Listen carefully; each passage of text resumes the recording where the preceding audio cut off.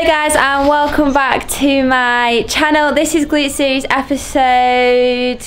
I have no idea. I've actually lost track of my episodes. Let me just...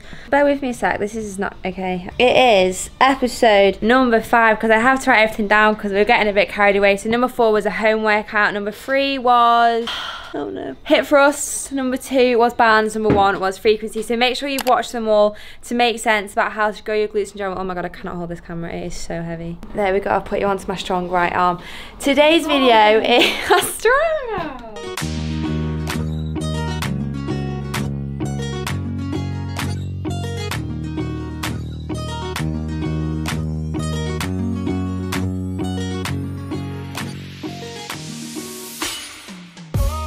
Video is all about muscle soreness in the glutes and if you should be sore after every single workout. And it's one of those things that is literally, the question is always slid into my DMs basically. I'm not sore after my workout, am I gonna make gains? So let's dive into the video. First things first, being sore is one of the most overrated things when talking about training in general, and for this video in particular, training your glutes. Even though it is a good indicator of muscle damage, and there are 3 mechanisms of muscle hypertrophy, or in other words, there are 3 ways that your muscle grows that I'm going to go into more detail for you so you can understand how important or not important muscle damage actually is to growing your glutes. Number 1, and this is the most important mechanism, this is mechanical tension, like the uttermost at the top of the pyramid, most important for muscle growth. Now this is achieved by overloading the weight that you actually lift, and usually it would be recommended that it's above 60% of your 1 rep max. So for example, my hip thrusts PB is 170, so I at least want to be doing like 100 plus kg hip thrusts myself. And over time you are forcing that muscle to do more and more, so essentially it brings in this whole idea of progressive overload as well. So when you think about squeezing a muscle really hard or stretching a muscle or doing both of those together, that is the tension, and that is the most important driver of muscle growth. So some examples, so mechanical tension is quite linked to activators. This was video 1. Go back and watch video 1 if you want to know all about pumpers, activation and stretchers.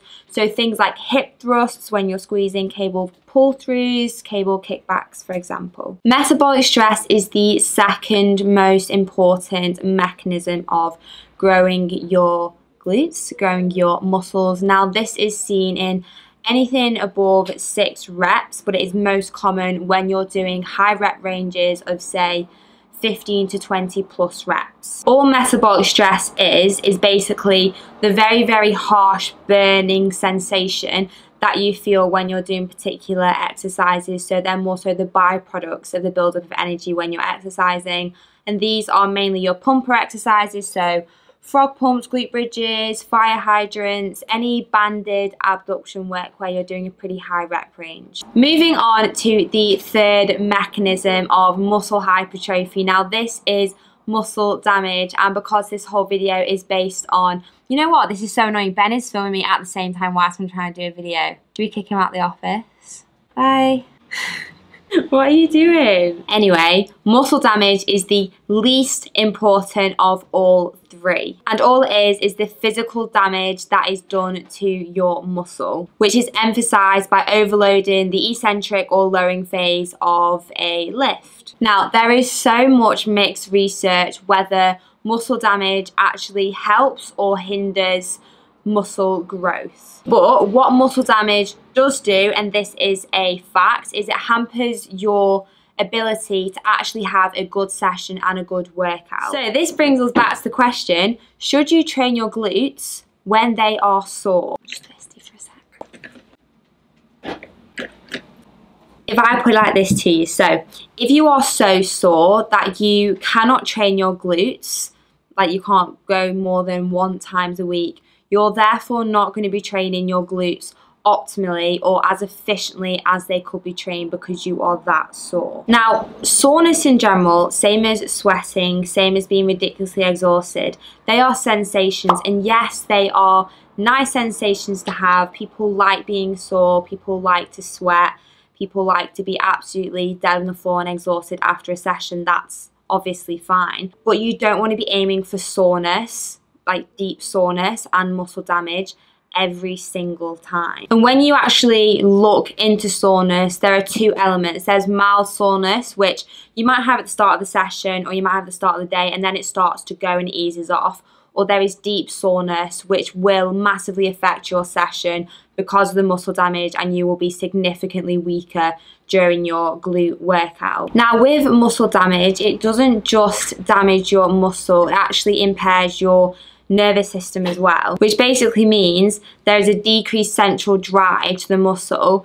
And it's basically, your brain is so clever that it knows when you're training that that muscle in particular, so in this case the glutes, shouldn't be trained as hard. So your brain is actually telling your body not to train that specific muscle group as hard due to the muscle damage that it has occurred. So there's going to be no PRs, PBs, whatever you want to call them. There's going to be no progressive overload. There's not going to be as much tension on the muscle.